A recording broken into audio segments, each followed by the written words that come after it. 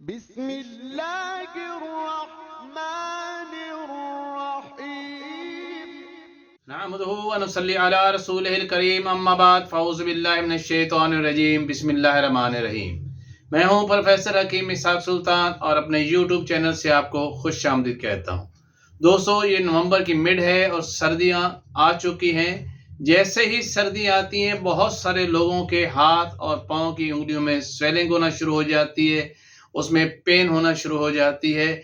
इससे चिलब्लेंड्स कहते हैं। आज हमारा टॉपिक ये है कि चिलब्लेंड्स क्या होता है, इसकी वजूहात क्या होती हैं, ये कैसे होता है, इसकी पहचान कैसे की जाती है, इसके रिस्क फैक्टर्स कौन से होते हैं, यानी किन लोगों को ये ज़्यादातर होता है, इसकी अलामात क्या होती हैं, और आखिर में आपको मैं इसका जो है होम रेमेडीज बताऊंगा, घरेलू इलाज बताऊंगा, एक नहीं बहुत सारे, जिससे आप मुस्तफ़ीद होंगे और हमेशा हमेशा के लिए चिलब्लेंड से आपको निजात मिल जाएगी।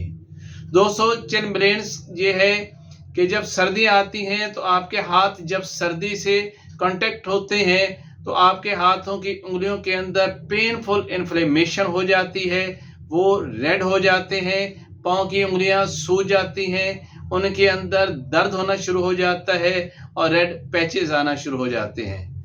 दोस्तों, जब भी कोई शख्स जो है इस सर्दी में आता है तो ज़रूरी नहीं है ये सब लोगों में हो, लेकिन चंद लोगों के अंदर ये मर्ज ज़रूर हुआ करता है। इसकी अगर हम देखें कि ऐसा होता क्यों है, दोस्तों हमारे हाथों और पाँव की उंगलियां जो हैं उनके अंदर बारीक बारीक ब्लड वेसल्स होती हैं।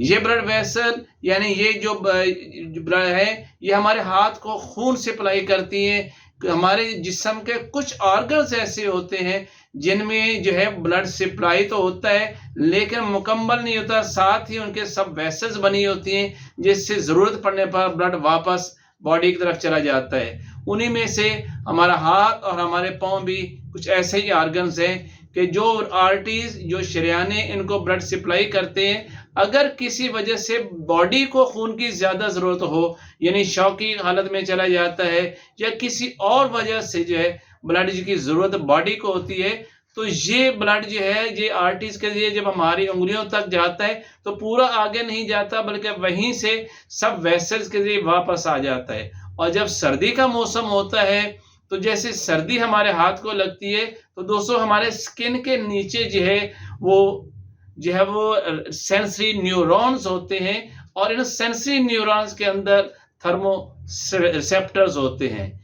ये रिसेप्टर्स का ये काम होता है कि जब बाहर से जिस्म को सर्दी लगती है, सपोज जैसे हमारा हाथ जो है जब सर्दी के कांटेक्ट में आता है तो ये थर्मो रिसेप्टर जो है वो सर्दी को डिटेक्ट करते हैं और इन सेंसरी नर्व्स के जरिए हाइपोथैलेमस को मैसेज दिया जाता है कि ये हाथ के अंदर सर्दी जो है कि उसका असर होना शुरू हो गया है।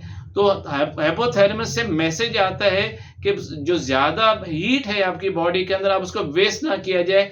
तो फिर क्या होता है, ये हमारी जो आर्टरीज होती हैं ये कांटेक्ट हो जाती हैं। जैसे हमारी आर्टरीज कांटेक्ट होती हैं तो इसके आसपास के जितने भी टिश्यूज होते हैं वहां पे ऑक्सीजन की कमी हो जाती है, यानी हाइपोक्सिया हो जाता है। जैसे ही वहां पे हाइपोक्सिया होता है तो उस वक्त यहाँ के जितने भी सेल्स होते हैं वहां पर क्या होता है कि एक जो हमारे मैस्ट सेल है उनके अंदर भी एक तरह से एक्टिवेशन हो जाती है और वो हिस्टामिन पैदा करना शुरू कर देते हैं। ये हिस्टामिन की वजह से क्या होता है कि बॉडी पे अंदर एक ऐसा अमल होता है जिसकी वजह से जो हमारे जो आर्टरीज हैं, हमारे जो कैपिलरी जो कंस्ट्रक्ट हुई थी उनमें एबनॉर्मल डायलेशन शुरू हो जाती है और वहां पर ब्लड का फ्लो ज्यादा होता है। जैसे ही वहां ब्लड का फ्लो ज्यादा होता है तो आप वो हिस्सा ज्यादा रेड नजर आना शुरू हो जाता है और वहां पर जो है ऑक्सीडेशन जो है वो शुरू हो जाती है, यानी वहां पर जो प्लाज्मा है वो आपके ब्लड वेसल से निकल कर नजदीक के टिश्यूज में जाना शुरू हो जाता है। एक्सुडेशन की वजह से प्लाज्मा वहां पर रुकना शुरू हो जाता है और प्लाज्मा के साथ क्या होता है कि जब वो वहां रुकेगा तो वहां स्वेलिंग होना शुरू हो जाएगी और ब्लड वेसल से जैसे प्लाज्मा बाहर निकलेगा तो उसके साथ न्यूट्रोफिल्स भी वहां पर आना शुरू हो जाते हैं, जिनकी वजह से वहां पर इचिंग होना शुरू हो जाती है। यानी ये प्रोसेस बेसिकली होते ही ऐसे है कि इस प्रोसेस के क्या होता है कि आपके हाथ की उंगलियां अचानक स्वेल करना शुरू कर देती हैं, वो उनमें रेडनेस आना शुरू हो जाती है, उसमें रेड पैचेस आना शुरू हो जाते हैं, उसके अंदर जो ब्लड वेसल्स हैं उनके अंदर इन्फ्लेमेशन होना शुरू हो जाती है और इसमें पेन होना शुरू हो जाती है। जैसे मैंने पहले बताया कि सब लोग जो है वो सर्दी के मौसम में बाहर निकलते हैं, लेकिन ज़रूरी नहीं है ये सब लोगों के अंदर जो है जो है ब्लेंस हो। इसमें कुछ लोग ऐसे होते हैं जिनमें रिस्क फैक्टर ज़्यादा होता है। मसलन वो लोग जिनके फैमिली हिस्ट्री के अंदर है उन लोगों को चिन ब्लेन ज़्यादा होता है। वो लोग जो अंडरवेट होते हैं, जिनके आप स्किन के नीचे फैट्स कम होती है, उनको चिन ब्लेंस होते हैं। और ख़ास तौर पर ये लेडीज़ को यानी ख़वातीन को ये ज़्यादा होता है बनिस्बत मर्दों के।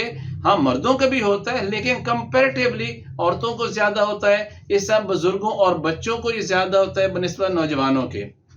इसके साथ वो लोग जो ऑटो इम्यून डिजीज़ का शिकार होते हैं, मतलब किसी वजह जैसे ल्यूपस का मर्ज़ है, ऐसे लोगों को भी ये प्रॉब्लम ज़्यादा होते हैं। या वो लोग भी इस मर्ज़ का ज़्यादा शिकार होते हैं जिनके हाथ और पाँव के अंदर ब्लड सर्कुलेशन ये बहुत स्लो होती है, उनको भी चिन ब्लेंस का जो है वो तकलीफ ज़्यादा होती है, यानी कोल्ड इंजरी उनको ज़्यादा होती है। वो लोग जो हाइपोथर्मिक पेशेंट होते हैं, यानी जिनका टेम्परेचर जो है वो कम रह रहा होता है, उनको भी ये कोल्ड इंजरीज होना शुरू हो जाती हैं। इसके अलावा वो लोग जो होते हैं जिनको अगर साल में एक दफ़ा अगर हो गया है तो दोबारा फिर उनके नेक्स्ट उनके चांसेस भी बहुत ज़्यादा होते हैं।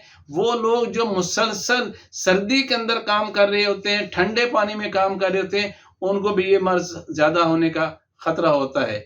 दोस्तों, ये तो वो रिस्क फैक्टर्स हैं, यानी ये वो लोग थे जिनको ये मर्ज हमेशा ज़्यादा होता है। अगर अब कोई ये कहे कि आपको ये चिन ब्लेंस हुआ है कि नहीं हुआ, तो दोस्तों अब उसकी जैसे मैंने पहले बताया था कुछ सिम्टम्स ऐसे होते हैं, यानी वो आपके हाथों की उंगलियां यकदम जो है वो स्वेल करना शुरू कर देंगी, उनमें इन्फ्लेमेशन आना शुरू हो जाएगा, उसमें रेडनेस आना शुरू हो जाएगी, रेड पैचेस आना शुरू हो जाएंगे, पेन होना शुरू हो जाएगी और उसमें इचिंग होना शुरू हो जाएगी।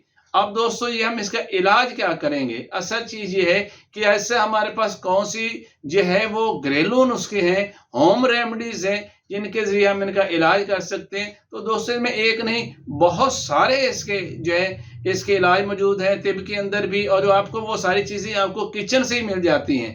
दोस्तों होता क्या है कि तिब कदीम जो है वो क्या करती है कि उस अपने मर्ज को तारीख क्या कहते हैं कि मर्ज अखलाक के बिगाड़ की वजह से पैदा होता है, कैफियत की वजह से भी पैदा होता है। जो सर्दी ये है ज़हरे का मौसम भी है, सर्दी और खुश्की का, और इसकी वजह से मर्ज पैदा हुआ था।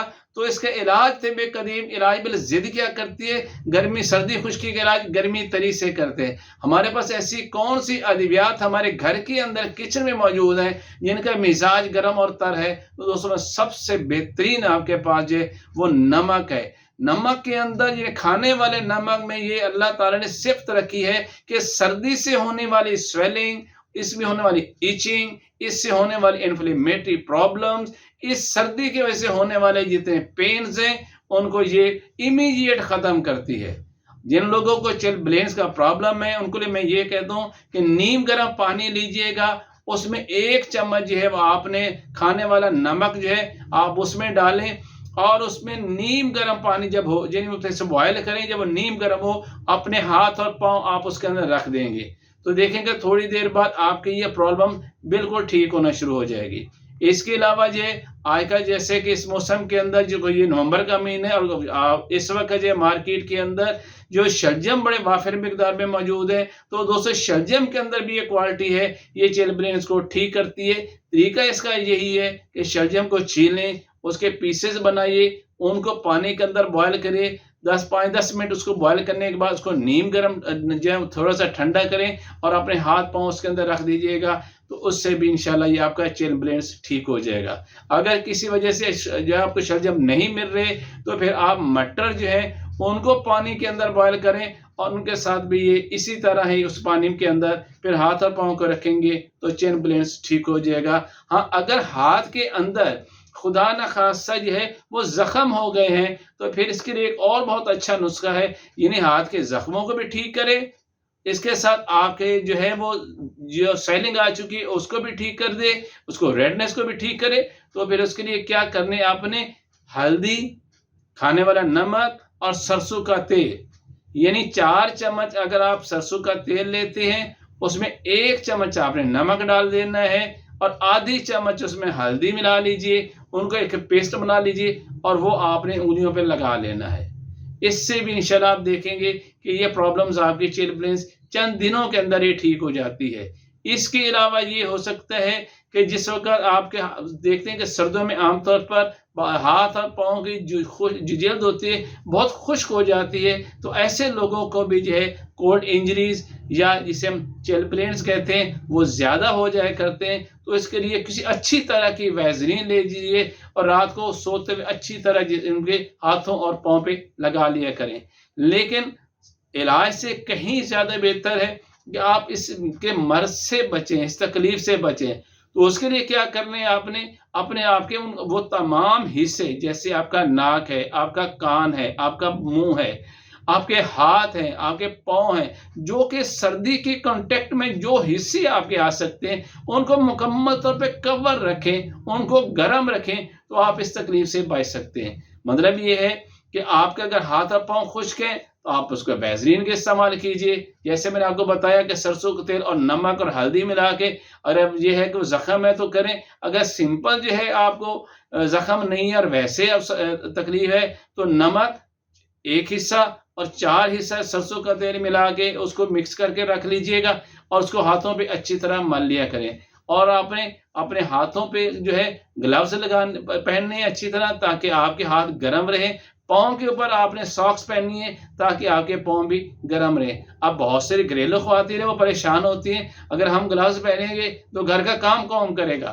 तो दोस्तों मार्केट में इस तरह के ग्लव्स मौजूद हैं जो मार्केट में मिल सकते हैं। ये ख़वातीन जो घर का काम करना चाहती है वो ग्लव्स इस्तेमाल करें और पानी का काम भी करते रहें, तो इस तरह उनके हाथ भी सर्दी से महफूज भी रहेंगे और घर का काम भी वो करते रहेंगे।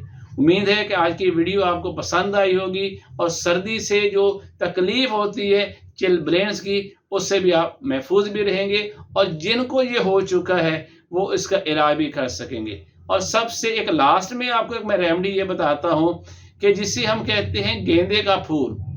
अब इससे जो है होम्योपैथी के अंदर एक टिंचर बनाई जाती है जिसे हम कहते हैं कैलेंडोला टिंचर। आप वो ले लीजिए जब अल्सर हो जाए हाथों के ऊपर, यानी कट्स आ जाए, और यानी जो है तो उस वक्त आप इस टिंचर का 1 हिस्सा इसको 10 हिस्से पानी के अंदर मिला के डाइल्यूट कर लेने और वो टिंचर आपने हाथों पे दिन से 2 से 3 मरतबा लगाएं तो ये जख्म बहुत जल्दी ठीक हो जाते हैं। दोस्तों एक और आपको बात बड़ी बता दूं कि चिलब्लेंस जो है वो फ्रोजन बाइट से बिल्कुल अलग है। फ्रोजन बाइट्स के अंदर तो जहां कहीं भी वो होता है उससे आज़ा मुकम्मल तौर पे ख़त्म हो जाते हैं, ज़ाया हो जाते हैं, लेकिन चिलब्लेंस के अंदर ऐसा नहीं होता। ये मर्ज़ जो है खुद ब खुद 1-2 से 3 हफ्तों के अंदर ठीक हो जाता है, लेकिन उसके साथ जो हिफाजती तदाबीर जैसे मैंने बताई है वो अगर वो करेंगे तो बहुत जल्दी ठीक हो जाता है। लेकिन अब इसके कॉम्प्लिकेशन में क्या हो सकते हैं, अगर आप इसका प्रॉपर तौर पे इलाज नहीं करेंगे जैसे मैंने आपको बताया है, तो हो सकता है कि जहाँ ब्लिस्टर्स बन जाएं, यानी इसके ऊपर पानी के छाले बन जाएं, और अगर वो छाले बनेंगे तो जो कवरिंग इसकी स्किन है वो डिस्ट्रॉय होगी, तो फिर इस हाथों के और पाँव की उंगलियां या जहां कहीं भी चिलब्लेंस है उसके अंदर कॉम्प्लिकेशन पैदा होने का खतरा होता है। इसलिए इसको बर वक्त इसका इलाज करें ताकि मजीद कॉम्प्लिकेशन से बच सकें। Professor Hakim Ishaq Sultan from Lahore.